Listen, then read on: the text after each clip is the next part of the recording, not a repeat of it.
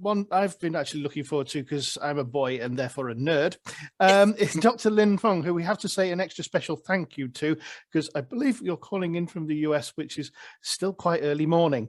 So thank you so much indeed for joining us. Dr. Linh Phung is the director of the English Language Program at Chatham University. It's not Chatham, London, so it's Chatham, the US.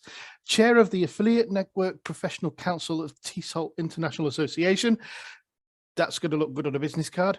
Published in several journals, author of the children's book Tug of Words, and has recently released the EduLing Speak app. So I should be downloading that later on. Right. Okay, Dr. Linh Phung, the floor is yours.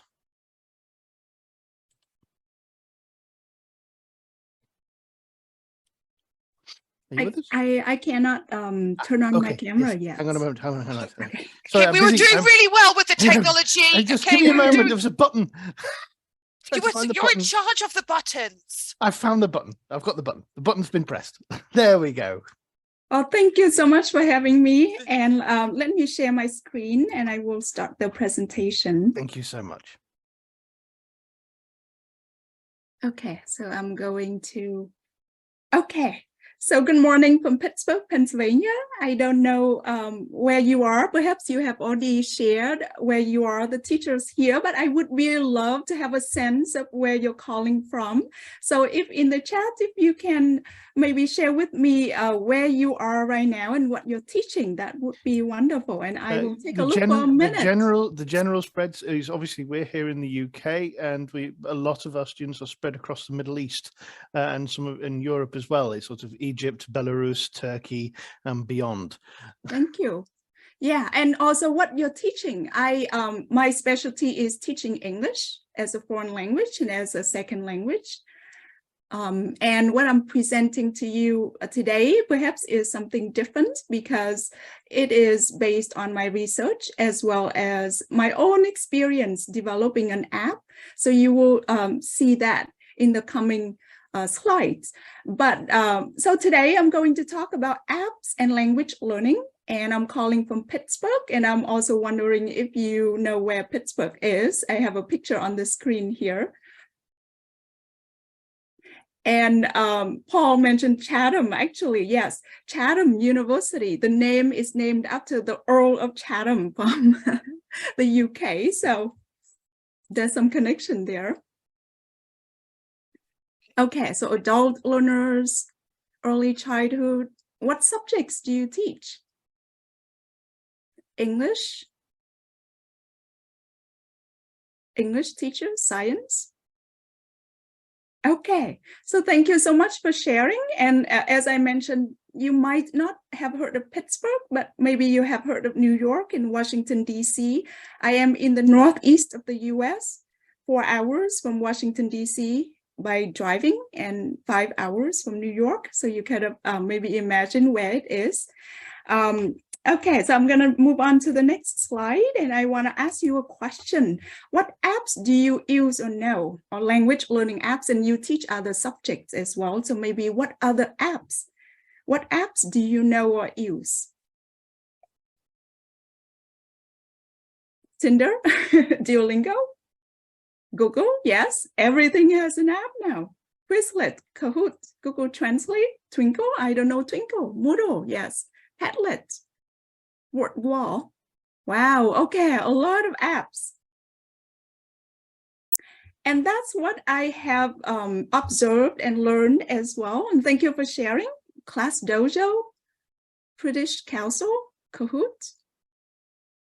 Yeah, thank you so much. And this is what I would like to share as well, that language learning apps are on the rise, right? So by you have already shared a lot in the chat here, but according to the Business of Apps website, here you can see that 6.18 billion of US dollars have been spent or were spent in language learning services, including apps there. And Duolingo is one big player here. And if you look at the slide here, you can see some very popular apps here, including Babbel, Duolingo, Busuu, Memrise, and Tandem. And perhaps you know some of them. And Apps are part of what is called mobile assisted language learning, right? Or mobile learning.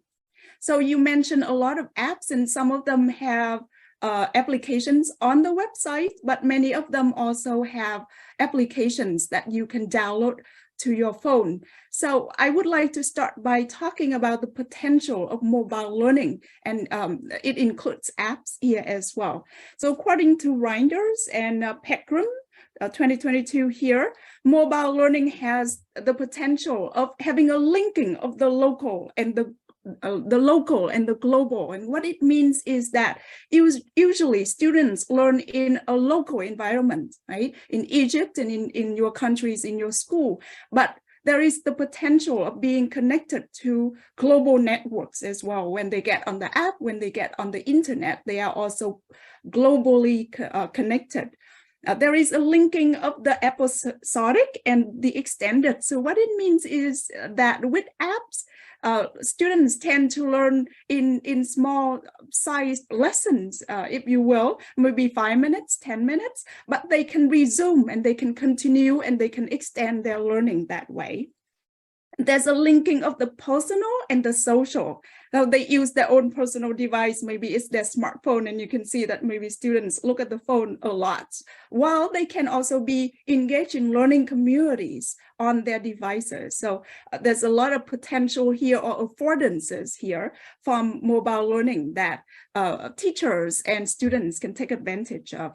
And you may agree with me that it's very mobile. So there's a mobility of the devices. You can take them to places. Learners can also move from one place to another. And the learning experience itself can also be mobile here. So these are the potentials of mobile assisted learning that when we design learning experiences for students, we can think about. Now, moving on, there are other benefits as well. Mobile learning can be flexible, right? Because students use their own device, they can take it to places. It can be customized, and you can see some of the apps that you're using. Perhaps what is suggested to students adapts according to what they have completed before. It can be self-paced, right? That students can learn at their own pace. There's a potential to improve students' engagement through gamification and other design elements. And this affective aspect of mobile learning is also important. It can promote learner autonomy through self-regulated learning strategies. Students can learn on their own time, but also these apps often integrate some self-regulated learning strategies in terms of reminders and having students to keep track of what they have achieved. So these can be good for self-regulated learning. Okay, so what about you? Maybe again, I would just like to see in the chat, what are the benefits? If you have used these apps, what are other benefits of mobile learning or using apps in language learning and teaching? And maybe looking ahead, what are some issues? Because I'm going to talk about some issues as well. Fun, yes, it can be fun. Speaking practice, motivate students, save time. Easy, faster, fun, self-paced, accessible, engaging. Yeah. Okay, anytime, anywhere. Okay, but from a perspective of a teacher, what do you feel maybe benefits to you? Do you use them in your teaching?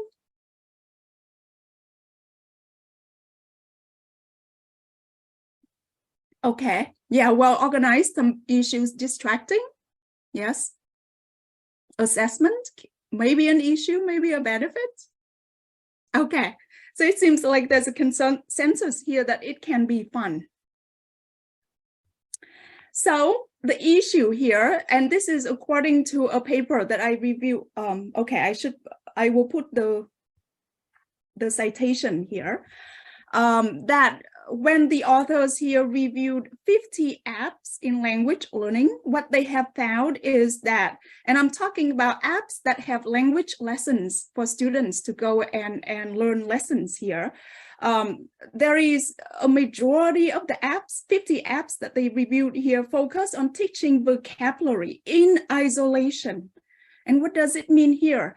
There are a lot of exercises that just simply ask students to match images and words, or maybe there are apps that focus on flashcards, there are close exercises, and these the close exercises are a little bit better in terms of giving context, but sometimes the context only includes isolated sentences, not full reading passages. And as language teachers, perhaps you agree that language learning has to happen in context. Students need to process meaning beyond sentences. So this is an issue really common in a lot of language learning apps.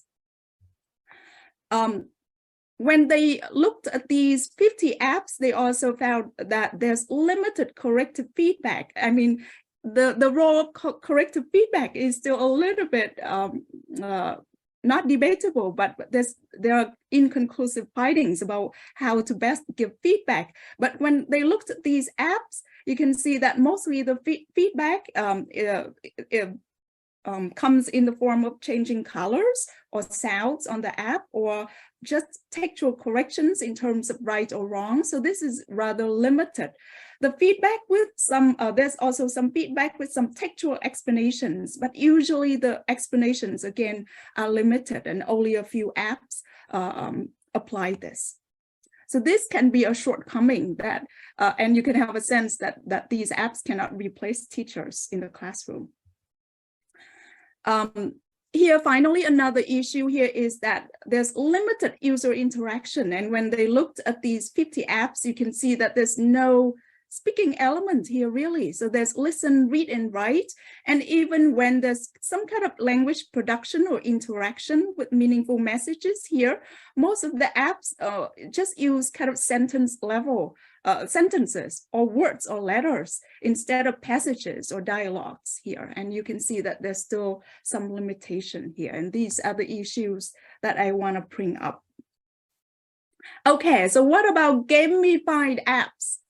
We know apps, but we also know that apps tend to be gamified. So my question to you, or I'm going to ask this question and then I will answer it, is what is gamification?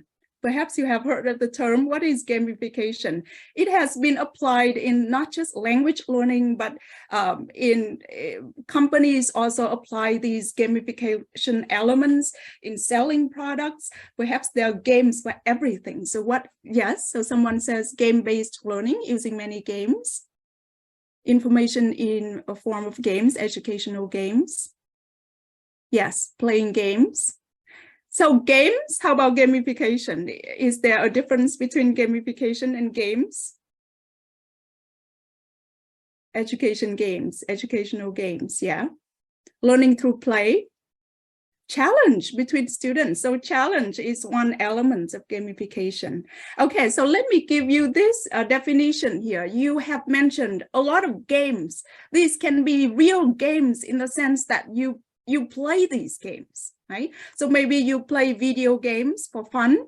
You play soccer, that can be considered a game. But gamification is the implementation of game attributes outside the context of a game to facilitate learning and related outcomes. So you can see that when you teach, your main goal is your context is your educational context. Your main goal is to develop learning, to facilitate learning, but then you use gamification elements in these contexts. So the use of gamification elements outside the context of a game is called gamification. And you can see that there are some attributes here, game attributes here, for example, conflict and challenge. Challenge is a really important element in gamification. Rules and goals, if there are no rules, there are no games. Or game fiction, maybe there's a fictional story there that usually there's immediate feedback. So there's a list of long elements, and if you, I'm going to show it to you on the next slide as well.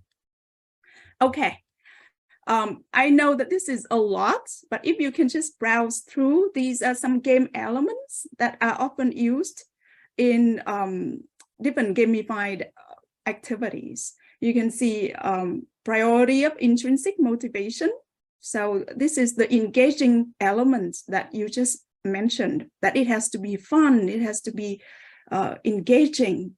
There should be goals, there should be challenges. Customization is often used as well in terms of personalize the content to learners. Learners should know the progress. There's some feedback, and usually there's immediate feedback. There may be competition. There should be opportunities to level up, right? The status should be visible of some kind, maybe there's ranking. It's common to have to unlock content. Freedom of choice, there's a certain level of choice here. Freedom to fail, this is interesting, and people have been talking about that in the sense that when students use an app or gamified app, they can try again and again many times. And that's when learning happens. There's storytelling, if they have to adopt a new identity and maybe be engaged in some kind of story in the game. Easy access, time restriction. If maybe you are timed out after a few minutes, for example, and constant evolution in terms of changing, things are changing. So I know that this is just a long list, but I would like to present this analysis to you that these authors actually analyzed some very successful language apps that have been gamified, and maybe Duolingo comes to mind because Duolingo was actually right here, it is right here in Pittsburgh. The headquarters is right here in Pittsburgh, and I have visited their office. They are expanding. And Duolingo was globally launched in 2012. Right? And it actually used a lot of gamification elements there, but you can see that other apps these days also use a lot of gamification elements. So these authors actually analyzed these learning apps or successful apps, and then this is what they found out. So I'm gonna, okay. These apps incorporate game elements and give priority to intrinsic motivation. So you can see that again, the engagement or the engaging quality is prioritized here, and they incorporate a lot of game elements to make it fun for learners. Okay, sorry, something's missing here. So they, okay, I know what happens. They also include a lot of motivating elements that I just mentioned in terms of challenges, conflict, immediate feedback, freedom to fail, freedom of choice. And when they asked users of these apps, then this is what they found out as well. Users keep using these apps when they find or when they found them useful for learning and interesting. I'm sorry, maybe I need to fix this because when I create this, I think, yes. Okay, let me resume. So the users persisted with using or in using the apps when they found them useful for learning, interesting, and for specific necessities, right? Maybe because you have, or they had to prepare for an exam. However, some of them gave up, and reasons for giving up include inefficacy or inefficiency, poor quality. At the end of the day, the quality of the content is still important. No time, unattractiveness. If the design is not attractive, they give up as well, and no perseverance or motivation. And this is something that is really challenging, I think, for app designers as well, that learners may not persist. And again, these are the important factors for engagement. Moderately difficult goals. The goals have to be difficult, but not too difficult. The apps have to be clear. There should be concrete challenges and missions. Useful learning tasks with increasing complexity. And again, here I would like to highlight that at the end of the day, the language learning tasks have to be useful. Okay, I'm sorry again here, maybe I don't know what, oh, I know. Okay. So in the case of Duolingo, according to a research project in 2021, when they surveyed users, they also found a high level of satisfaction and enjoyment. So this is consistent with what you observed in terms of engagement and fun. They also found a positive perception of interactive and gamified nature. Like learners think that the chunked presentation of information is useful, right? Instead of presenting a lot of information, it's just small sized lessons. Flexibility of use, ease of access, and also other gamification elements here. However, there have been some critics of Duolingo as well, and these are not mine, right? This is according to research. Here, the content can be repetitive and boring. And this is also from my experience that no matter how fun a task is for your students, they're going to be bored after a while. So you may have to think of something new, and also questionable real life language use. I haven't used Duolingo for a while, but when I used it to try to learn Spanish or Portuguese before my travel, I remember some really silly sentences. And my husband also was trying to learn Vietnamese, and he would have to learn something like, I'm not a chicken, or something like that. So questionable real life language use. I know that it is improving in terms of having more meaningful content there. Also, behaviorist approach. So this is also interesting, that with all the potential of mobile assisted language learning, language apps still focus on drill to kill, right? A lot of drilling exercises, a lot of repetition. These are behaviorist approaches that we have kind of moving away from, but this is where the limitation of apps is. Learning tools focused on rote learning, translation, competition, extrinsic rewards. And this is also interesting, that they prioritize intrinsic motivation. It means the engagement, the fun, but the way they do it is to give you extrinsic rewards, right? Points and rankings. So those are all extrinsic rewards. So this is interesting, and I haven't been able to make good sense of it, but I just want to point out in terms of some analysis here. Now, when I look at apps that connect learners, so this is the area that I'm interested in. I want to facilitate communication. I want to facilitate interaction. I did look at apps that connect learners to talk, and these are some that come up. Tandem. I have heard of this for a long time, but I haven't really used it. Hello Talk, I tried it a little bit. It has a lot of users. Basically, it connects native speakers of different languages.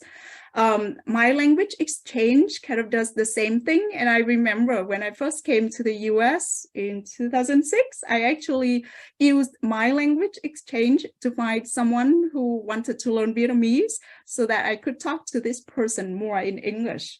italki, I also have heard of it in terms of connecting students learning different foreign languages to exchange language. And Speaky, I haven't checked it out. So these to me are more interesting. And this is the direction that I'm going. And the next thing that I'm going to present with you is my app, so that you can see maybe how my motivation is a little bit different from the other apps. Okay, I don't know what time it is now. Okay, so I think I still have time. Okay, so this is when I'm going to share with you my app, just to put things into context and mostly share my experience. But if you have questions, and I hope maybe I can inspire you to create something like an app. So my app is called Eduling Speak, and if you're curious right now, you can download it from the App Store or Google Play. And the reason why I created this is that my background is in second language acquisition and task-based language teaching. And I had this idea maybe a few years ago, because I also have a lot of experience creating opportunities for students to talk with each other. I believe in language use, in interaction. So I had this idea and it just didn't go away. So I started collaborating with an IT team, and we started to develop this app, and it was released last May. So it has been almost a year since it was released, and I'm still improving it. It's not in the final form yet, but it's already very usable. So my motivation, it is task-based and pedagogically driven. Okay, I didn't start with the technology, say I have to use this technology or not. I started with an idea that is related to creating tasks for students to complete in pairs. But I also have, I have input-based and communicative tasks, so 2 types. I incorporate meaningful text there. I don't want to teach isolated language items. The main function of the app is to connect learners to talk in pairs during tasks. Task is a technical concept, and I just gave a presentation about this if you're interested with the US Department of State. So there's a video. I explain really carefully what a task is in an hour. So if you're interested, you can look it up. And there's some questions here, and maybe I can, is it also for kids?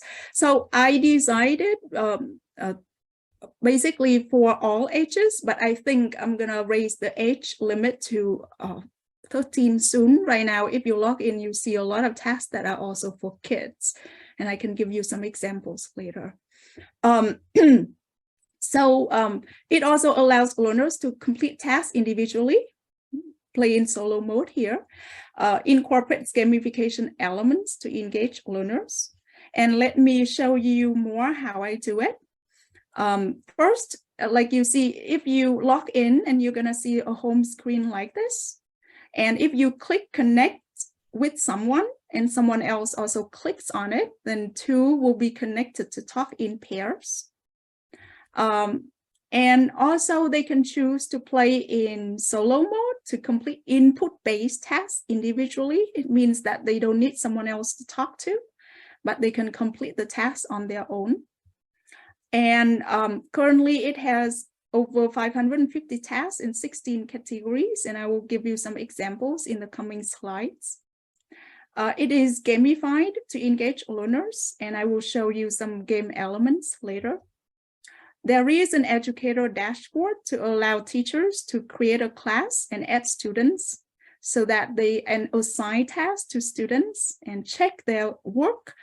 And the students can also record their conversation, and you can check how they answer the questions and complete the task orally. And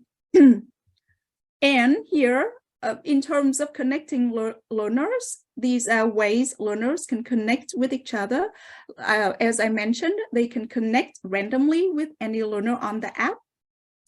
Add, call, and text friends. There's also a friend function. They can, instead of talking to random strangers, which may be a risk for small kids, then they can add, call, and just text friends and turn off the connect with someone.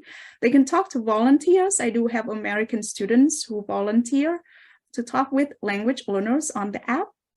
If they join a class created by you teachers, they can talk with their classmates. So my main goal is really to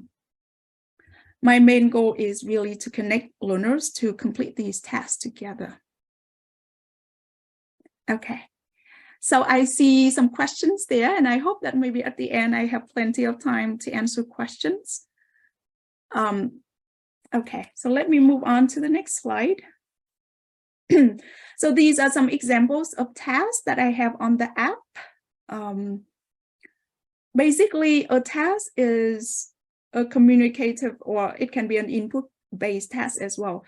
A task engages learner in understanding and communicating ideas using their own language resources instead of practicing a word or practicing a sentence, right? So the one that I have on the screen here, picture sequencing, basically one student has 3 pictures, the student has 3 pictures. They have to describe their pictures so that they can move to these boxes to create a sequence. So the name of the app is Edulink Speak. I'll type it in the chat. I just see a message there. So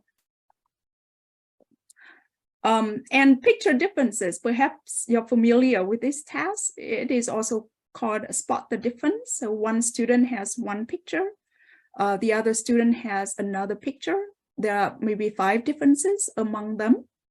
And they have to describe their picture so that they can find the differences. They cannot show the picture to each other. So this is another interactive task that I have on the app, or task type. These are more tasks, and I know maybe the words and everything is small on your screen. But even with crossword, I turn the crosswords into interactive tasks. One student has all the words across, one student have all the words down in columns, and they have to talk with each other to solve the crossword together. Sentence unscramble, something I kind of invented because I haven't seen it. I just take a sentence somewhere, or and then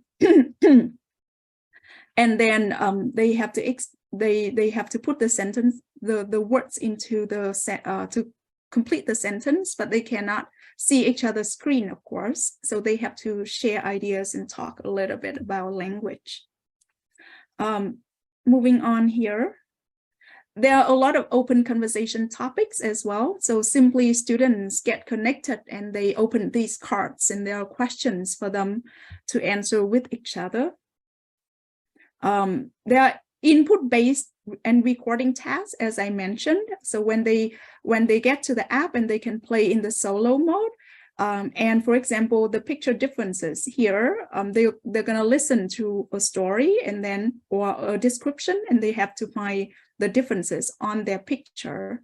I have some children's stories, but I don't think I'm developing more because, like I say, I'm moving away from the younger population. I have a lot of topics for students to practice IELTS. And I also have a series of American Teens Talk. Again, these are the materials I use from the US Department of State that they allow me to use. So a lot of short interviews for students to listen to and complete tasks. Now, these are the gamification elements. Okay, so let me see. Okay, I have time. These are gamification elements that I have on the app. I have a leaderboard, and you can see the top ranked students. Students can also see points. We kind of convert each task completion or task completion into points. There's ranking, there's level, there's badges, immediate feedback. And I will talk a little bit more about feedback later. Choice, there's a lot of choice because I envision it as like the Netflix of tasks for students to choose from. So, and I'm adding more. It's interactive and collaborative for sure, because that's the main purpose of the app. Now, in terms, you are language teacher, so you're going to ask, okay, how are you teaching language with this? I do build in some language scaffolds. Usually, if you're familiar with task-based language teaching, the task design itself should help students to focus on meaning and pay attention to language at the same time. So the task design itself gives students some kind of support because they do it in pairs. I also have some pre-task vocabulary instruction, and this is really brief. Okay, the main goal of the task is not to teach vocabulary one by one like this, but I do have pre-task vocabulary instruction. When they perform their task, there are hints that are popped that they can use to complete the task, and this is an opportunity for them to also pay attention. There's language-focused post-task review activities for students to reflect on their language use. Okay, now feedback and progress. Feedback is really important, right, for language development. So the feedback right now is in the form of task completion. If they can find 5 differences, then they have completed a task. Or sometimes they may give, again, minimal feedback in terms of correct or incorrect. I critiqued this before, but this is the task completion itself gives students feedback. And I do have a lot of engagement metrics. Actually, my research is in learner engagement. So engagement metrics can be as simple as the number of minutes they spend on the app, the number of tasks they have completed. So those are all, and also their level of enjoyment. Later on, we will also have their enjoyment score as well. They can also record their speech, and then they can turn the speech into text. And we are using AI to also give feedback on their transcript. So this is what is coming. And teacher feedback, this is when teachers are important. They can submit the recording to you, and you can also give them feedback. I mentioned that there's an educator dashboard, so teachers can create classes and add students, make announcements, assign tasks, and also give feedback. Okay, so this is my lessons learned through this process that I want to share with you. That you may see that there are millions of apps, or maybe billion by now, but I think there's still room for innovation, so mobile learning can fulfill its potential. So that mobile learning can fulfill its potential. I do see that there are already apps that connect learners, but what I do differently is that I also have these tasks, and I build in the scaffolds and draw learners' attention to different things. Apps have to provide conditions for second language development. So again, here, apps and gamification are not just about all the bells and whistles on these edtech platforms. It's just how the apps are designed to facilitate second language acquisition or correspond to your pedagogical approaches. That is more important. And here, however, I have released this app, or the app has been in circulation for a while, but I'm still improving it, and it's going to take some time for adoption and use. But the biggest lesson here is that the value of a technological innovation depends on how teachers and learners make use of it. It doesn't depend on what I have there, or what all the fancy things I have there, but how students and teachers make use of it. So the user experience as well as the adoption process, this is something that I need to research more. Okay, so if you are interested, try my app and give me some feedback. Truly, I would really love to hear feedback, and also ideas, suggestions, things on your wish list, and things like that. So I'm gonna just show this video very quickly. I don't know if I can share. It's just 30-second share sound, just for you to have a sense. Where is it now?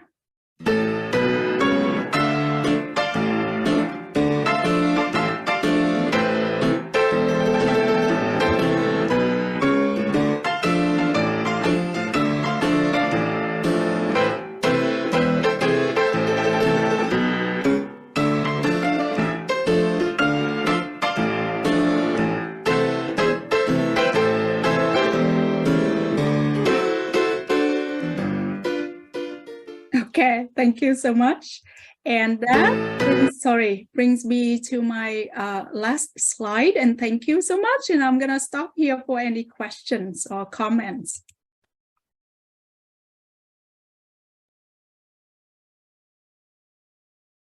And I think I might have missed some questions.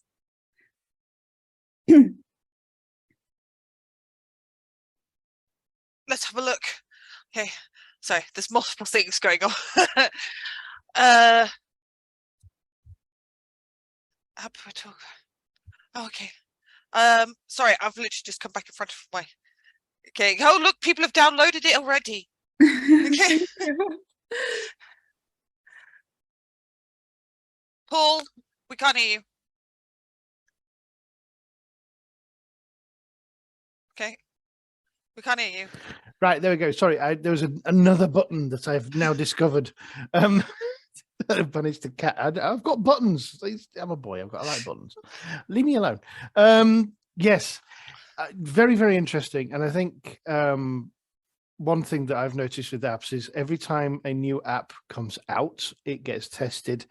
And obviously, Doctor, what you've done is you've looked at a lot of the language apps and gone, I shall have a go at making one that answers the questions that these don't, by trying to make it more, by adding that human element in, which I thought was quite interesting. There's been a couple of questions which have popped up. One in the question and Q&A section, some young learners learn how to play the games and win them through manipulating indicators other than language. Their main focus is on winning the game more than learning language. How can I deal with these learners? Okay, that's an interesting question. And that's, yeah, okay. So maybe perhaps the app may not be suitable for them, or the game may not be suitable for them. And actually, I and my colleague have been doing research into gamifying language activities in the classroom. I know that you're familiar with Kahoot and many other games to gamify your lessons, right? There are a lot of fancy features there, but our conclusion is that we have to go back to the instructional content. The instructional content has to be the star of whatever lesson you have. And then there has to be feedback from you, the teacher, and there has to be also some kind of debriefing to drive learning forward as well. So my answer will be go back to all the principles of good teaching in second language learning that you have been learning and make them the star of your lesson. You can use technologies to enhance your lessons, but when students are carried away, I think maybe the benefit is not that great.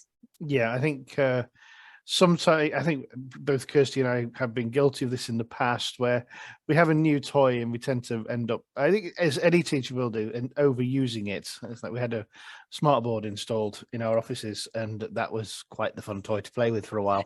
Still fun. Okay. It is still fun. But it's about making sure that we remember this in context. Yeah, it's brilliant, but it can be. But yeah, another thing I can point out, in the long run, I presented that those who persisted with certain apps, in the long run, it has to be useful for the learners, for them to keep doing it, right? So if their goal is to learn, then at the end of the day, usefulness will be very important for them. Yeah. Another comment that somebody came in with, I think it was in the chat box, it was quite a while ago.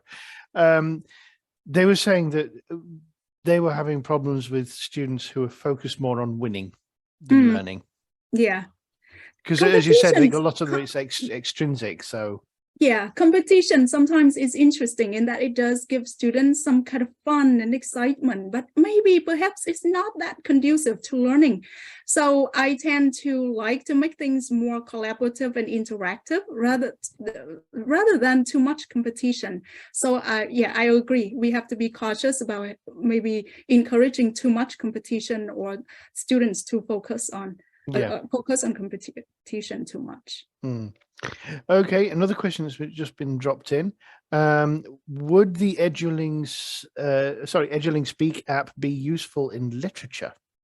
Oh, wow. I would say the opposite, that literature will be very useful for the app, because I love to incorporate, like I say, meaningful text and interesting text. And that's what, because my research is in engagement, but also in task-based and text-based, I really want to incorporate meaningful, interesting text there. Copyright is an issue. I have written my own, I have written my own stories based on my students, and they will come out in the form of digital class tasks later on the app. But if you have ideas about engaging text literature, I would be more than happy to incorporate that into the app.